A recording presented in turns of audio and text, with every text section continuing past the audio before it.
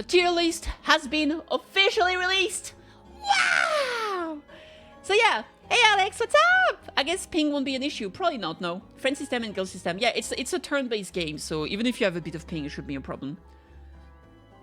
So here we have the actual tier list that was officially released on Prydwen, whatever you want to call it, Prydwen. And I'm excited about it. So we're gonna be having a look with some sweet Frontline 2 Exilium OST in the background. Poggers. So let's see here. Let's see what they say about the tier list. Frontline 2 Exilium is more of a collector waifu game. But when it comes to combat, teams are more important than sole characters, alright? A strong character without a proper team to support their playstyle kit will struggle and not perform well. That's why when creating our tier list, we didn't look at the character in the vacuum and instead took into account their best team and synergies. Also, on their profiles, you will find their pros and cons plus an overview of their playstyle. The tier list was created with the help of multiple Day 1 CN players and other veterans of the CN server, who share their knowledge and experience with us. Big thanks to everyone involved. Okay. Prydwen. True. You played some WoW? Ooh.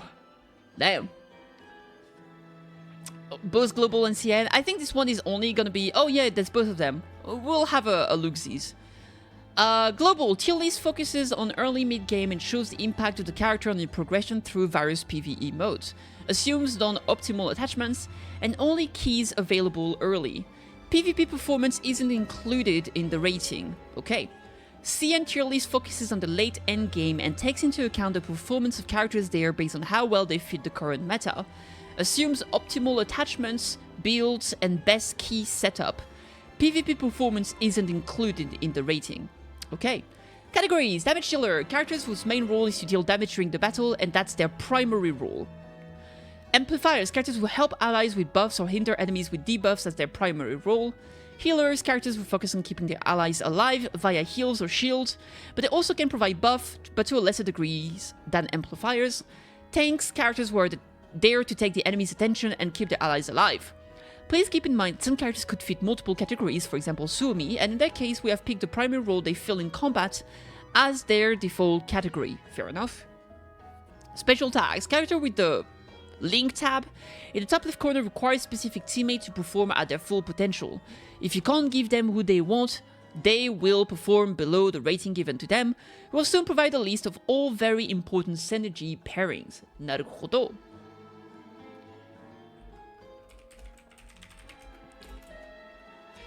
Okay, very cool. So now we also have some criteria. Characters are evaluated as such. For global tier list, both SR and SSR characters are rated at V0, no duplicates. For C and tier list, SSR characters are rated at no duplicate, and SR characters are rated at max duplicates. This is very important to take into account. It's gonna take a little while before the global tier list is gonna take into account SR at max dupes, because obviously this is the beginning of the game, so they're not gonna consider that most people have like max duplicate. They're gonna go with like what you get at base value. What's taken into consideration? Raw power, versatility in terms of teams and builds, utility, how unique or essential their kits are, how hard the characters are to play to their full potential. Characters are compared only within the same category when it comes to their placement on the tier list. So don't try to compare DPS with sustain based on their ratings. Very smart. Top picks, S plus tier, the absolute best at the categories, while also offering extra benefits. S tier means on par with characters from the S plus tier, but lack the extra benefit that makes the S plus tier unique. Now we have the good picks, the A tier and the B tier. The A tier, compared to the S tier characters, they have some sort of drawback, such as needing extra investment or a specific environment characters to be paired with to work well. The B tier means that they're not bad, but definitely need investment or specific circumstances to shine and reach the same level of A tier or above. The niche pick is going to be the C tier, characters who work on very specific niche circumstances or will rarely play their role, functioning as a placeholder or substitute for characters who are from tiers above. And finally, the D tier means that the characters are underwhelming. They have fully fallen out of the meta for various reasons, and it's hard to make them viable. There we go. Now we know everything here. The changelog, we don't have anything right now, it's just the official release of the tier list. So first and foremost, we are going to be looking at we're mostly going to focus on the global tier list, and then at the end of this, we're going to compare with the CN tier list to really see how characters have moved and how we can expect them to move from a year or until we catch up with CN if they intend to make us catch up with CN, right? So as an example, if we see Suomi here, she's in S+, but if we check the CN tier list, she's still in S+, which means you can expect Suomi to be very strong right now and very strong after 1 year of content. Very, very cool. By comparison, if you look at someone like Ulrid, she's in B tier here, but in CN she's actually in C tiers. So you can see that some characters move down or up, I assume, but mostly down, depending on what new character we release, and it's important to keep this in mind. Alright, so here, what we're gonna do, we're not gonna look at every single pros and cons. I think what I'll do is, we're gonna check the entire tier list. I'm gonna be talking about a few key points that I think are necessary to know. And then, I'm gonna specifically read information regarding Suomi, as well as Ulrid, because they are both the limited characters coming out first banners, right? So first and foremost, in S+, so those are the top tier meta. This is the best character, incredibly strong, with extra benefits for the entire team or themselves. And this is gonna be what you most likely want to focus on if you want to have the most quote-unquote meta team, right? Keep in mind, as I said previously, this is a waifu game. You don't have to pick the best characters, because sometimes if you only pick the best characters, they're not going to work together. You can't have all of the best characters and expect them to perform well together. You have to build teams around the characters that you enjoy.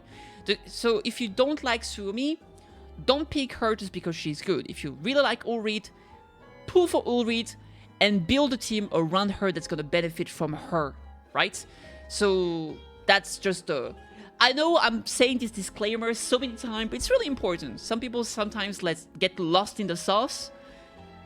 In this game, just having the best character is not going to carry your entire team if it's not built properly around them. So first we have Suomi up here, top tier. Now what's really interesting here is that in the S tier we have Cheongju and Tololo as damage dealer. And what I really like here is that both of those characters are actually on the permanent banners, right? Which means that you have a chance to get them both from the permanent banner, obviously, with like permanent resources, so not like the rate up resources. And on top of that, they will also be available in the beginner banner. We are getting a beginner banner that allows you to get one of those like permanent characters at 50 pulls instead of 80 or 90, right? Which means if you get one of those two characters, you're pretty much golden for a while in terms of damage dealer. And you can see here, Tololo, unfortunately, in CN, she did drop over time to B rank, but Cheongju is still very relevant here, okay? So very good pick, especially if you want to reroll. I'll be doing a video talking about reroll later, but you can keep that in mind if you want. And see this here. Now, moving on, we have some more characters. In A rank, we have Lotta, Mosin Nagant, Xenia, as well as Sabrina. So some of the characters here, we don't have information about them here. The others, they have intro, but Xenia does not. Now, there is something I do want to talk about regarding Lotta. And that is the permanent characters. One of the permanent characters is actually Vepli, okay? And she's kind of a shotgun tank, right? Essentially. The problem that Vepli has is that she's a 5-star character that is on the permanent banner. But the problem is that Lotta, that is going to be available in the first event that we have in the game, is actually fully power creeping her, even though she's a free character and an SR character rather than an SSR character.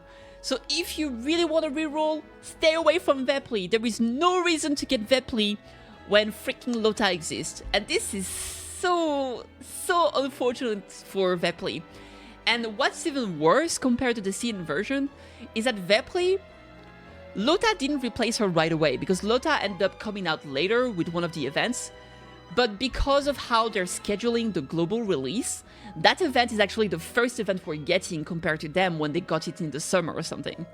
So we are literally getting Lota as the first event in the game. So it's not even like, oh, you're gonna get some free Veplis and you can use her. Nope. You can't even use her because Lota is coming right away. Vepli doesn't even have a little bit of time to shine. She just gets wrecked for no reason right away. No, she's very cute. If you don't get her, do pull for her. But yeah, I just find it funny that, yeah, she's getting memed on a little bit here by Lota. Anyway, so we can see here, we have a pretty good grasp of which character are very good, which character you definitely want to keep. Vepli is S tier in the dorm. Yes, and that's the thing. A lot of those characters that are very hot but not good, you can definitely get them in the dorm and enjoy them for sure. So never forget the Gooner possibility of the dorm. There is always a possibility that those S rank characters in your Kokoro are gonna have some massive, insane animation in dorm. Type 95, yeah, I wonder why. Wink. Alright. Wait, is Type 95 the one that had the whole Raymond drama? Insane. Man, you're gonna get NTR'd. Anywho, moving on from that. The game needs a dorm tier list. I will do a dorm tier list in the future. Don't worry about it, sirs and ma'ams. I'll do a dorm tier list. We'll do that. That's really why people are pulling for those characters. Like, some people like meta, some people like dorm. We ain't built the same, no sorry. Alright, anywho, so here we can really see what are the top picks. I would say, if you want to play around meta, you should mostly look at from S plus to A plus to A. B is going to be decent characters, and we can see here what's very, very cool is that the SR characters going to be on the first two banners are actually all at the very least B rank, right? Nemesis is here, Cheetah is here, Kofne is here, and Groza is there too. So we are not getting some dead weights from the banners, right? So regardless of which banner you pull on, you at least get some good characters. You're not getting some like almost unusable characters. So this is great news. Feel free to pull for those SR characters. Now Ulrit obviously is here. And then we have the niche picks down there. Unfortunately, those characters are going to be a little bit underwhelming. I'm not going to talk too much about the SR characters, but the Peritia and Vepli, I do want to say that those characters specifically are on the permanent banner. Now, something very, very, very interesting, specifically with Peritia, because I already talked about Vepli and the fact that she gets power credit by Lota, but Peritia, she's currently pretty bad in the early game, but as you can see, she's actually pretty good in the end game if we compare to the CN servers. Because in the CN server, she actually went up to A rank. And I assume the reason why is because she actually gets value from being paired with another character. And you can see it right there. She has the link icon. So I don't know who she benefits from. Let's see. I don't think they mentioned it. Ah, there it is. If you love Peritia and want to make her work in the future, make sure to grab both. Kluke and Mekti are two characters that make her viable and worth using. So there we go. Kluke and Mekti are characters that are going to be coming out in CN. And you can see we have Kluke right there. And guys, people love Kluke, okay? They're poison teams. There we go. So it's Corrosion, I think, in this game. And then Mekti is over here. So if you intend to pull for Kluke, because people love Kluke, because Kluke... Listen, guys.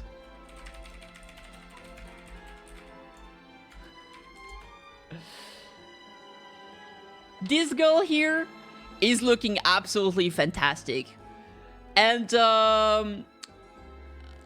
let's say, Kluke, Cat, Chibi, can we see that? Yeah, there it is.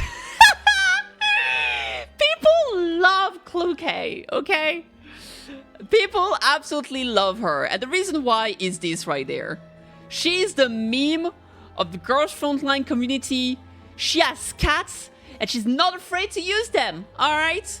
She ain't. Look at that. So Kluke has really been, people have fallen in love with her. She's kind of like, she's the mascot of the Girls Frontline community.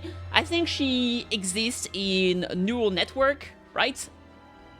And people absolutely love her. So it's great to see that she's actually top tier in Girls Frontline 2. She's gonna come out in the future. We don't know when exactly. She's broken all 3 games. Damn right! That's what we want to see. And so here, you know, if you like cats, then both Peritia and Kluke, they're both cats. Well, one is a cat, the other one uses cats. They're gonna be very good together. So even though right now Peritia is gonna be underwhelming here, I do want to give props to her because in the future, she's gonna be pretty useful for corrosion team, poison team, acid teams, corrosion. It's corrosion damage. And she has good AoE corrosion damage. So she's definitely worth keeping an eye on. Don't be upset if you get a copy of her. You don't have to reroll instantly. You don't have to panic, right? Now, moving on from this, I do want to talk about Ulrich and Suomi a little bit more, right? So I'm going to open those right there because those 2 characters are going to be the first banners limited characters, right? So Suomi here, we have a little introduction. Suomi is a shielder, healer, buffer, debuffer hybrid. Yes, 4 role. She can trivialize a lot of content by simply existing. A shield so chunky that they basically double the HP of everyone in the team, allowing for a more aggressive playstyle and giving you some room for errors. She's a must-have character that will make every area of the game a breeze. She has everything. She has shield. You get a shield, you get a heal, you get a buff, they get a debuff. She makes coffee. She's cute. She has bunny ears. She has a summer skin. She probably gives you a foot massage in the dormitory. She is her. So yeah, she's pretty amazing. Let's look. I'm not gonna read the entire review. I mean, it's not that long. Let's see here. Room for error. She can also dispel the pesky debuff from allies, quickly negating enemy advantage over them. Honestly, listing everything she can do would turn this mini intro into a full-blown essay, so if you have to ask yourself, if Suri is able to do something, there's a high chance she does. Even though in the CN server she's considered the best sustained support in the game, so grab a copy or 2 of her, as her S1 amplifies her passive healing that's honestly the weakest part of her kit, and just enjoy progressing through the game without any struggle. So we have a big list of pros and cons, and by big list I mean a big list of pros and a small list of cons. Pros: insane shield to all allies. Has healing built into her passive and can further increase her healing by having just 1 dupe. Provides a good amount of buff too. So she has the trifecta, shielding, healing and buffs. Her base kit is decent enough without needing dupes. Now we have the cons. She has no cons. She is a super support. So that's like, okay. Cons, too strong. What's your weakest point? My weakest point is that I'm too good, I work too hard, and I'm too professional. Oh. Okay. Damn. Yeah, cons. If you pick her, you can't lose. And sometimes losing, it can be nice. Every now and then, like, people wake up. If you're the type of the person that wakes up and just think to yourself, man, how can I lose big today? Maybe I should invest in crypto and pull for someone else than Suomi. There we go. That if you think that when you wake up, she's not for you. Now, moving on. It's like losing the 50-50. True. We have Ulrich. So here we have a little review. She's a Vanguard class who wields a weapon from the sword category, the Feathered Blade. Okay. Ulrich is a Vanguard T-Doll that can do both range damage and melee damage. She's the only SSR sword wielder in the game currently, but sadly that's the only unique thing about her. Even a stealth ability doesn't save her, and can easily be broken by AoE damage, yeah. Without a mod key, her damage is very underwhelming, and she often just rushes toward the enemy position to tickle them and then dies before she can retreat. Damn. With the mod key, her damage output improves, but it still isn't enough to catch up to others, stronger damage dealer, who also like her weaknesses, making Ulrich quite useless. Allred is also very dupe reliant, as they actually fix some of the issues of her kit, but pulling for dupes for a limited SR unit only for her to become average is honestly just throwing money away. Better save your pulls and gems for other characters. Pros: has stealth mechanic, good mobility. Cons: heavily dupe reliant, her best potential is locked behind the fortification segment. Stealth doesn't do anything aside from making her untargetable. Stealth can still be broken by AoE attack. And the worst part is that it's not like she can get hit by AoE. Getting hit by AoE actually literally removes her invisibility, which is pretty bad. So like, you're invisible, she gets hit by AoE, she goes back to being visible. So it protects her from one potential attack, and even then, it's only if they don't have AoE available. Requires level 30 plus to become stronger, as the strongest neural helix keys are locked behind a higher level. Low synergy in the base kit result in lower performance than other T-dolls. So, don't bring a sword to a gunfight. Exactly. That was a little bit of a mistake. It could have been worse. It could have been a spoon. Although a spoon might have made people laugh, and then she could have taken them by surprise, or scooped their eye up with a spoon. But yeah, this is not good. Now, maybe in the future, she's gonna get some support that works specifically well for her. But I wouldn't pull for her when she doesn't have a good team right now, even on the Chinese server that are ahead of us by like a year. So I think right now, if you want a strong character, she on paper is not it, unfortunately, right? So I would say, because we have limited amount of resources, unfortunately, unless you really, really, really, really like her design, and to be fair, she does look great, right? I think you should save yourself and get Suomi instead. There we go. Maybe in the future she's gonna have Ulrid Black Shadow and she's gonna be great with a rocket launcher. People who knows.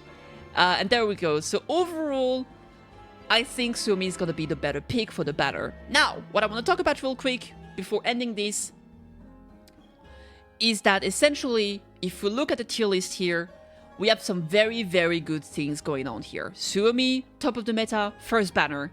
Xiongqiu, free character, not free character, permanent character, still good in CN. Tololo, permanent character, very, very good for global right now. Is still decent in endgame. Mosin Nagant, pretty good right now. A little bit underwhelming in endgame, so, you know. Sabrina, pretty good right now, still pretty good in CN. I believe she's a permanent character as well, if I'm not mistaken. I could be wrong. So there we go. Ulrid, you know, okay right now, pretty underwhelming in CN. Then finally, we have Peritia. She's pretty underwhelming right now, but later in CN, she's gonna be very good. And all those characters here that I mentioned, so Kyungju, Tololo, Mosin Nagant, Sabrina, Peritia, and Vepley finally, those are all permanent characters, which means that if you look at this, every single permanent character is actually pretty good. Either pretty good right now, or pretty good in the future. The only one that kind of falls off a little bit is going to be Mosin Nagant, essentially, right? And she becomes a little bit underwhelming. Then Tololo, she's still pretty good in the future. Peritia actually gets better in the future. And Vepley is just shit, but you don't have to care about her that much because she gets replaced by Lota anyway. It's going to be free in one of the events. So, you know, essentially, you want to avoid Vepley. And then, you know, if you really want to reroll, do reroll for like, I think the best choices here, if you want to reroll for a permanent character rather than the limited banner up, because it's going to be painful to reroll for that, definitely aim for like someone like Kongju or Tololo, or maybe Peritia if you want to, like, you know, bet on the future and you're sure that you want Kluke. Those would be my thoughts that I can extract essentially from this tier list. The last note also, I want to reiterate that all the SR characters that are going to be on banner are actually pretty good. Nemesis is here, Cheetah is here, Kofne is here, Groza is there. And you can see that all those 4 characters are pretty good right now. Unfortunately, Nemesis is gonna drop off a little bit as with Kofne dramatically. They're gonna be pretty underwhelming in the future. But both Cheetah and Groza are actually good even in CN. So, you know, there it is. I'm wondering what the standard cards in this game that you can lose to 50-50 to. Well, all those we just mentioned. All the permanent characters are the one you could lose your 50-50 to, right? And they're pretty good, so if you lose your 50-50 to Kongju or Tololo or any of those characters, it's not that bad, as long as you don't lose to Vepli. So anywho, very interesting tier list. Now if you compare to CN, obviously it's way more populated because we have so many characters in here. But we get a decent ideas like how those characters end up being. You can see that like characters like Suomi, Sabrina, Groza, Cheetah, Tololo, Peritia, like all those day one characters are still pretty good. Xenia, Lota, like it's not bad. Oh, Kafka is here, cool. So yeah, overall very interesting. But yeah, keep an eye on here and maybe don't invest in the character that end up being relatively too niche and underwhelming in the future. Alright, that's gonna be it for this one. Hope this was useful. I'm gonna talk about re-rolling soon, so stay tuned if you wanna learn about that. Anywho, thank you for watching, like, subscribe, leave me a comment down below. Who are you excited for? Who are you gonna be aiming for? Let me know down there. Like, subscribe, bye bye.